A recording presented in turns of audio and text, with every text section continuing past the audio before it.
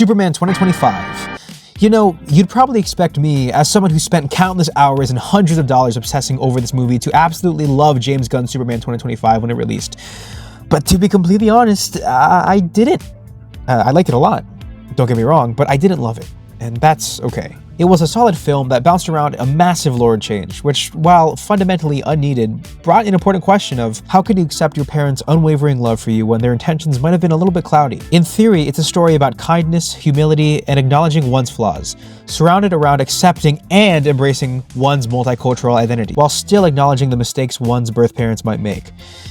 I mean, that's kind of the whole point of Paul Kent's "Your choices make you, not your parents" speech, isn't it? It's a cool concept to play around with, though it is an unneeded spice, but it's just that this twist can easily be interpreted as, these aren't Superman's real parents, these are. Superman must assimilate into human culture because he's from another planet, but not spiritually, he's spiritually human.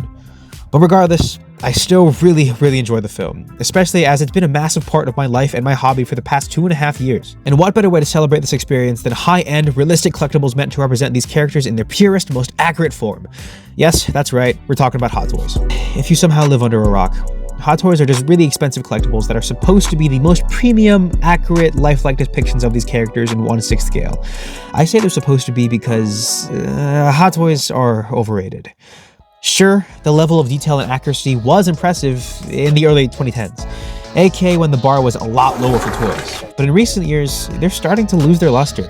From unrealistic proportions, often lacking proper muscle definition, to likenesses that are decent, but just not quite close enough to justify a few $100s, to likenesses that are good, but have an expression that is very specific to a certain situation and just kind of ends up looking odd. It's because of these reasons, the head sculpt and proportions, and also the competition from in-art collectibles, that I was initially weary of pre-ordering the Hot Toys David Cornsweat Superman, even despite the hype that I had for the movie. From the likeness being off, to the body being a little bit too muscular, this figure did not look too great when it first got announced. But either way, I pre-ordered both the Hot Toys and the in-art with the hopes that both of them would make some adjustments for their official release. And while the in-art still has quite a long time to release, it actually looked like Hot Toys updated their figure. But there is only one way to see how much the Hot Toys actually improved from its announcement images, and that's by having the figure in hand. Okay, it's time for the unboxing. I'm gonna try to open this up without showing my address accidentally or my feet. Address I don't want out, the feet, not for free. Wow, look at that. Very pretty. Okay, here we go. Wow, look at that. This is the figure as it exists in its pure form. Look at that. The plastic, not off. This is like the most pure you're ever gonna see it. But I wanna open it up, so I'm actually gonna put the plastic up to the mic. Maybe you'll get some nice ASMR or something. Okay, this is voiceover me. For some reason, I just fully forgot to record audio during the section, but I probably had really bad commentary anyway. I was just talking about the clear plastic on the packaging and how really pretty it is and has this logo, and it doesn't matter because I'm gonna cut back to the live audio me in a second. Wow. That face does not look great from this distance, but we'll see. The box looks great though. Look up in the sky. I don't even think that was the tagline for the movie, but they used it here.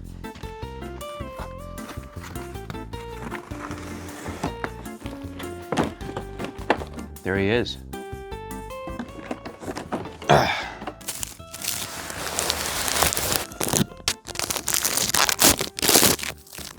Okay, here he is. I'm gonna be honest, I think he looks better in camera than he does in person. I wanna see what this base is all about though. Okay, so you put the thing on the base and then I think you just attach whoa. Okay, that's actually really cool. That's a really good hold. Anyway, I'm just gonna turn the camera off and just enjoy the figure for myself first before I actually start talking about it. So I'll see you in the review segment. Up and away.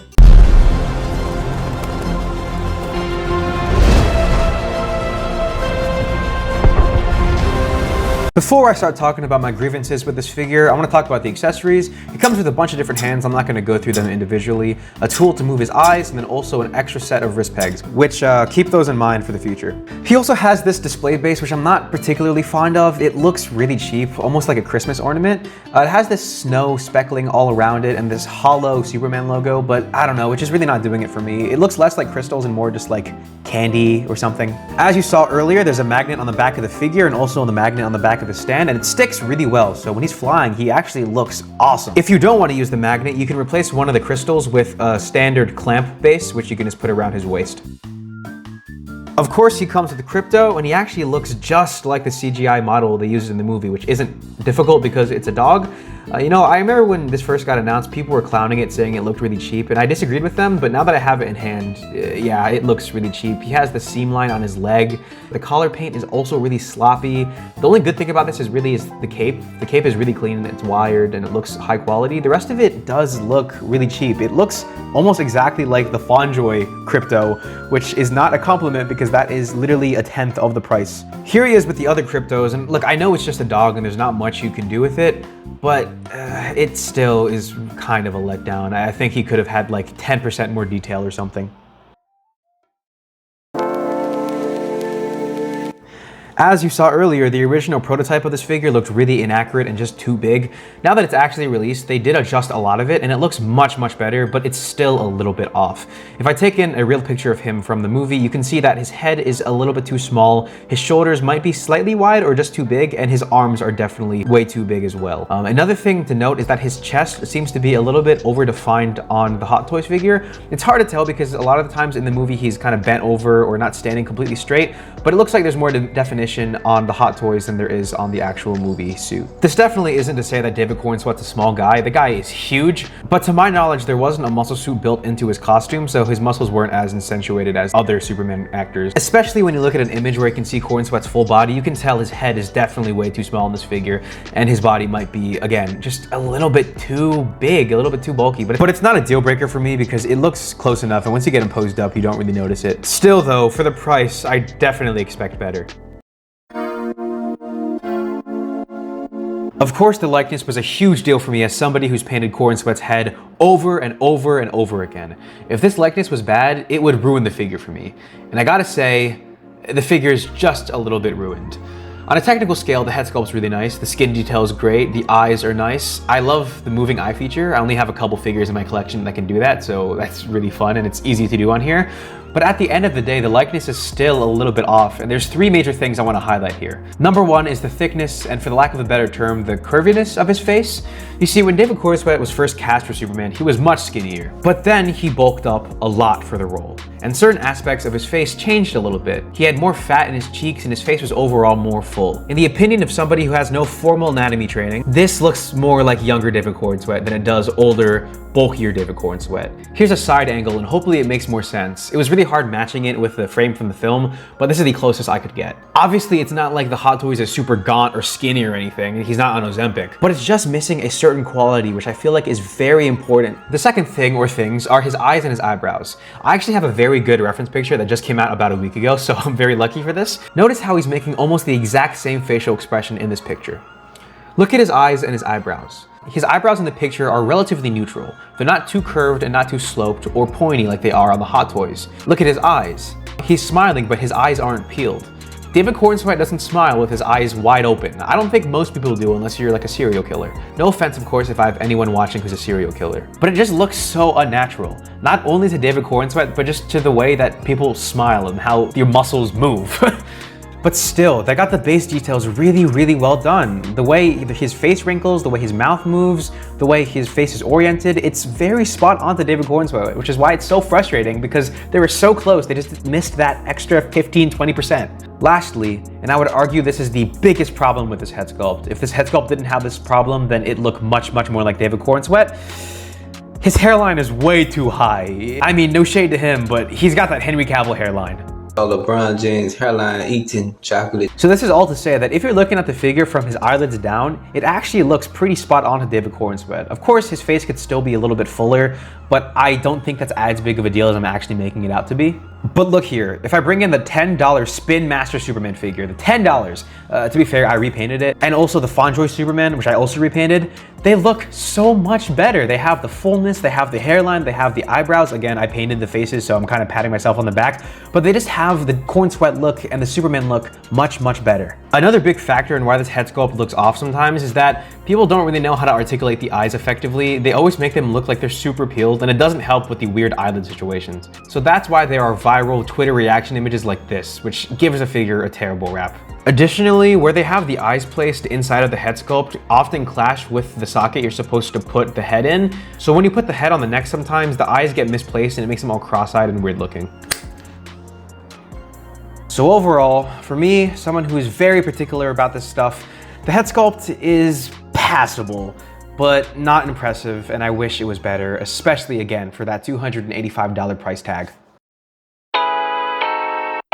So after all that negativity, there's one thing on this figure that's near flawless: the suit. The colors on the suit, the textures, the details, even the controversial lining, the dark lines in between the light lines are spot on to the movie costume. This thing absolutely pops on your display. To quote David Cornsweet directly, "It's really cool to see the suit in that miniature figure with so much detail, because it's such an amazing suit at scale, to see it scaled down like that, but with still so much detail and accuracy. I mean, that's the suit." It's beautiful, really the way the cool. cape. However, the cape is where you start to lose me a little bit. The quality of the fabric is nice, though you start to get your skin stuck to it. I don't know if I just have really gross skin, but the wiring is where it kind of annoys me. This is a hot take, but I hate wires on the bottom of the cape.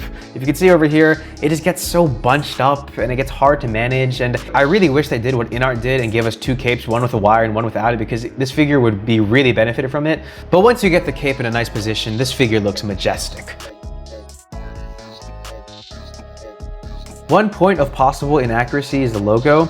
Comparing it to the film, it looks like the logo might be a little bit too dark around the edges. There might be too much shading on it, but I honestly can't tell. One thing to note is that unlike past Superman figures, the logo is actually printed into the uniform. Unlike the Henry Cavill Superman figures, which was an extra piece that was glued on and pegged into the outfit. One thing I'm glad they changed from the prototype was the texture. The original figure has this texture that was way too prominent and too thick, whereas the movie texture is much thinner, and it just looks so beautiful. The cape does have another negative to it. I think this logo is too thick. It's almost like a clamshell, whereas in the movie it looked like a stitched on piece of fabric. It kind of reminds me of the chocolate shell that hardens over ice cream, but I might just be hungry. But either way, this definitely does not feel like fabric. Despite the few errors they made along the way, this suit is absolutely the best thing about this figure, and a near flawless adaptation of my favorite Superman costume of all time.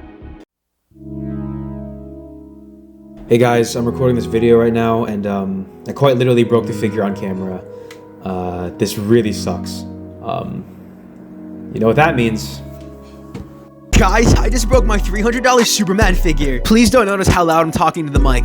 I was literally trying to swivel his hand and then, oh man, this sucks. I guess I have to throw the whole figure out now. Just kidding. The first thing I did was I got a hairdryer, and I have a hairdryer because I have a full head of hair and I'm not balding. But unfortunately, I couldn't get the peg out with the hairdryer. So I guess that leaves me with only one option. I have to drill into the hand and try to get it out myself. And this took forever. I'm not even lying, man. This took me like an hour. This is so annoying. And some of the peg got stuck, so now it's literally a rattle toy. Anyway, after this video, I'm gonna get a surgery to fix my chopped hairline. Being a Hot Toys collector severely reduces your hairline, unfortunately. Which really sucks, but if Superman has a bad hairline, I can have a bad hairline too. But nothing sucks quite as much as a Hot Toys collector because, guys, I just broke my $300 Superman figure. Sorry, I don't know what just came over me. But yeah, I used the pegs, the extra pegs that they gave you, and now he's a rattle toy, so that's great, isn't it? Anyway, let's finally move on to the articulation. The articulation on this figure is actually surprisingly pretty good. The head has enough movement to get him into some good flight poses. You're gonna want to be careful with the suit because it can crease, it can bunch, or it can rip, but there's definitely enough movement to where I don't think you're gonna be worried about that unless you're really pushing it. The torso has some good movement forth and backwards, but not too much from side to side. It doesn't have much pivot at all. The legs don't really go far much, but he has a surprisingly decent half split. Of course, he's got thigh cut, double jointed knees, some boot rotation, and like, once again, surprisingly good ankle rotation, forward, backwards, and also decent ankle pivot. So unless you're trying to get him into some Spider-Man poses, I don't think you're gonna have any trouble posing this figure around. Being a 1/6 scale figure, I don't have many other figures in my collection that scale with this guy, but I do have the Hot Toys Man of Steel Superman. Now, in real life, Henry Cavill is 6'1" and David Cornsweet is 6'4", so they're technically out of scale, but that's actually not this new figure's fault. For some reason, when they made this Man of Steel Superman, they just made him really, really tall. He's even way taller than the other Henry Cavill figures they've made. I do want to see a head swap here, as David Cornsweet wore the Henry Cavill costume for the screen test, and you know what? I actually don't hate this. It doesn't look too unnatural, but of course, I'm never going to keep this like it on my display. The Henry Cavill head on the David Cornsweet body is a little bit harder, mostly because I was lazy and didn't want to take the peg out of the head. But I do have this other Henry Cavill head, and yeah, this does not work at all. I don't like this. Here's David Corn Sweat Superman next to Hot Toys Bespin Luke Skywalker. And Mark Hamill is 5'9" in real life, so this actually scales pretty well. Also, stay tuned for my future video where I review my custom Black Series Bespin Luke Skywalker. Very excited about that figure. And then here he is with the Spin Master Superman, which I showed off earlier. And these figures are technically both supposed to be 1/6 scale, but the Spin Master is grossly undersized. He's probably around the same height as Luke Skywalker, so maybe like 1/8 scale, I don't know. Anyway, here's Hot Toys Superman next to Fonjoy Superman, which has been customized like I showed earlier. And then the McFarlane Deluxe Superman. And let me throw in their cryptos too. Actually, you know what? Let me throw in a bunch of other random Superman 2025 merch I have, like the other Spin Master Superman figure, and then just like a bunch of random stuff I have lying around. Fun fact, I'm pretty sure I accidentally stole this Regal Cinemas cup, but I don't know. They never like charged me for it. And also, I think this head sculpt might actually look better than the Hot Toys. I'm not even joking. At least the hairline is accurate. I don't know. Let me know your thoughts in the comments. So, at the end of the day, is this figure super peak or is it super Super shit? Come on, Lois. You know that one specifically irritates me. It's super... okay. Even if it isn't 100% accurate, this figure definitely captures the essence of David Corn Sweat Superman. From the bright colors to the slight smirk and the messy hair. And truthfully, if the head sculpt had just a better hairline and better eyebrows, I don't think I would have any major reservations about this figure. Even when he's just standing there on my shelf, he just looks absolutely stunning. Sure, Crypto is lacking in quality and detail, and so does the display base, but as an overall shelf piece, this set is definitely one I'm glad I picked up, and I do not regret my purchase at all. However, it is impossible to rate this figure without acknowledging the fact that it broke on me. I'd like to say that I'm surprised a figure of this quality and price broke so quickly, but honestly, it's expected at this point. I mean, it's literally why they include extra wrist pegs. Am I upset about it? Yeah, definitely. And I don't want to sound like I'm defending a multi-million-dollar company. It's definitely unacceptable for the quality, but I'm not sweating about it. It was easy enough for me to fix even if it took like half an hour. That being said, they should definitely find a better way to make wrist pegs because they've had this backup peg system since the line pretty much started. When I first pre-ordered the Hot Toys and the in-art Superman, I wondered which one I would like more. And when the official released images of the Superman came out, I was extra torn on it. For now, it's really still a toss-up. I do think the bodies and the costumes are pretty close. The in-art definitely has a better bang for your buck, but the Hot Toys has a certain warm presence to it that the in-art doesn't have in my opinion. There are constant disputes on which line is better, Hot Toys or in-art, and I really don't care to meddle in that discourse. But at the end of the day, there is one thing I know for sure, and that's that the in-art Superman has a better hairline. Anyway, thanks for watching. A like, comment, and subscribe is always appreciated, along with a follow on TikTok and Instagram at UXFigures. Anyway, up and away. Well, I look at you and say it's the happiest that I've ever been. And I'll say, I no longer feel I have to be James Dean. And she'll say, yeah, well, I feel pretty happy too. And I'm always pretty happy when I'm just kicking back with you. And there'll be love, love, love. All through our bodies, there'll be love, love, love.